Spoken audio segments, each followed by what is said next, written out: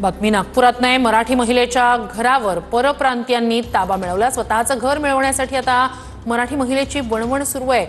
उषा चाफे यांच्या कर्वेनगर मधील घरावर परप्रांतीयांनी ताबा मिळवलेला आहे। अमृत सिन्हा यानं आधी घर भाड्यावर घेतलं, नंतर ताबा घेतला। चाफे कुटुंबाकडून हा आरोप केला जातोय। परप्रांतीय लोक असे मराठी माणसांवरती अत्याचार अन्याय करतायत आज, आणि मला न्याय मिळेल की नाही याची मला खात्री नाही आहे।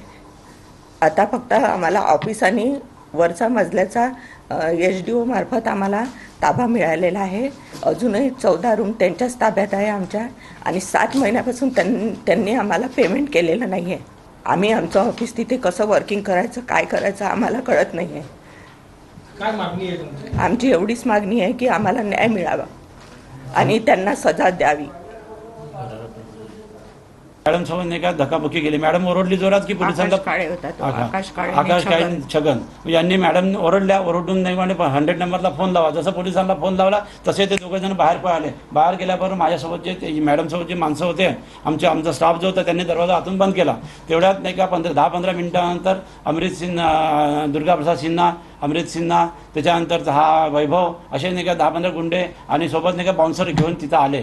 आल्यानंतर दरवाजे जोरजोरात ठोकायला लागले की तुम खोलो, अभी आज तुम्हारा मर्डर ही कर डालते करके। मग त्यानंतर पोलीसवाले आले आणि